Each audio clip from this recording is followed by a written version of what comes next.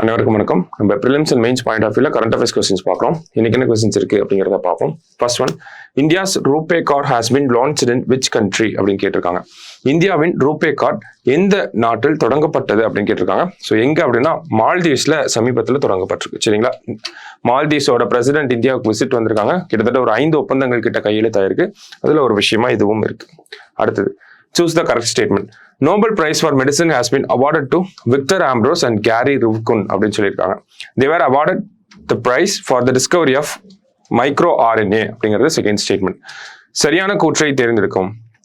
மருத்துவத்திற்கான Nobel பரிசு Victor Ambrose மற்றும் carry ரூவ்குன் ஆகியோருக்கு வழங்கப்பட்டுள்ளது. மைக்ரோ ஆர்என்ஏவை கண்டுபிடித்ததற்காக அவர்களுக்கு பரிசு வழங்கப்பட்டிருக்கு அப்படிங்கிறத சொல்லியிருக்காங்க. ரெண்டுமே கரெக்டான ஸ்டேட்மெண்ட் தான். இவங்களோட இந்த மைக்ரோ ஆர்என்ஏ டிஸ்கவரி இதுதான் வந்து ஜீன் ஆக்டிவிட்டியை வந்து நமக்கு ரெகுலேட் பண்ணும். சரிங்களா? ஸோ ஜீன் இருக்கு இல்லையா, அதனுடைய வேலைப்பாடுகளை கட்டுப்படுத்துவதற்காக தான் இந்த மைக்ரோ ஆர்என்ஏ இருக்கு. அதை கண்டுபிடிச்சதுக்காக தான் இவங்களுக்கு நோபல் பரிசு கொடுத்துருக்காங்க. ரெண்டுமே கரெக்டான ஸ்டேட்மெண்ட் தான். So both correct. அடுத்தது, இந்த monthly nutritional support under Nikshay Poshan Yojana அப்படின்னு கேட்டிருக்காங்க. நிக்ஷய் போசான் யோஜனா திட்டத்தின் கீழ் மாதாந்திர ஊட்டச்சத்து ஆதரவு எவ்வளவு அப்படிங்கறத கேட்டிருக்காங்க. ஓகேவா? ஸோ நிக்ஷய் அப்படிங்கிற பேர் வந்தாலே இந்த ஸ்கீம் வந்து டிபி ரிலேட்டடா இருக்கக்கூடிய ஒரு ஸ்கீம். சரிங்களா? ஸோ அப்ப இவ்வளவு நாள் இது கீழே மத்திய அரசாங்கம் 500 ரூபாய் கொடுத்துட்டு இருந்தாங்க. இனிமேல் 1000 ரூபாய் கொடுக்க போறோம் அப்படிங்கிறத சொல்லியிருக்காங்க. சரியா? அடுத்தது, how many nominated members are there in Jammu and Kashmir Assembly அப்படின்னு கேட்டிருக்காங்க. ஜம்மு அண்ட் காஷ்மீர் சட்டசபையில் எத்தனை நியமன உறுப்பினர்கள் உள்ளன அப்படின்னு கேட்டிருக்காங்க. ஸோ எவ்வளவு பேர் அப்படின்னு பார்த்தோம்னா மொத்தமா அங்க 90 மெம்பர்ஸ் இருப்பாங்க. அது மட்டும் இல்லாம ஒரு 5 பேரை அந்த மாநிலத்தோடைய லெப்டினன்ட் கவர்னர் வந்து நாமினேட் பண்ணுவார். சரிங்களா? ஸோ டோட்டலா பார்த்தோம்னா அந்த அசம்பிளியோட ஸ்ட்ரென்த் 95. அதுல எலெக்டட் மெம்பர்ஸ் 90 பேர், நாமினேட்டட் மெம்பர்ஸ் 5 பேர். சரியா? ஸோ 5. லாஸ்டா, which of the following mission is named as LUPEX அப்படின்னு கேட்டிருக்காங்க.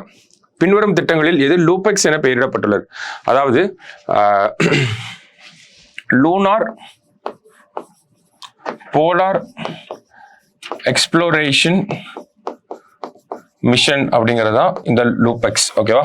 அதாவது நிலவினுடைய துருவத்தை ஆராய்ச்சி பண்ண போறாங்க. ஓகேவா? அதுதான் இந்த திட்டம்.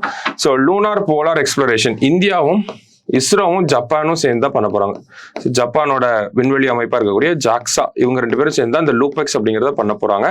ஸோ இது லூபெக்ஸ் அப்படிங்கிறது எந்த மிஷனோட பேர் அப்படிங்கிறத கேட்டிருக்காங்க. சரியா? ஸோ சந்திராயன் 5 தான் நம்ம லூபெக்ஸ் அப்படின்னு சொல்றோம். இப்போதான் சந்திராயன் 4க்கான அப்ரூவல் கிடைச்சிருக்கு. சந்திராயன் 5க்கான அப்ரூவல் நேற்று கொடுத்துருக்காங்க. ஸோ சந்திராயன் 4 பார்த்தோம்னா நமக்கு நிலவுடைய சர்ஃபேஸ்ல இருந்து ஒரு 3 kgsக்கு வந்து சாம்பிள்ஸை கலெக்ட் பண்ணிட்டு வருது.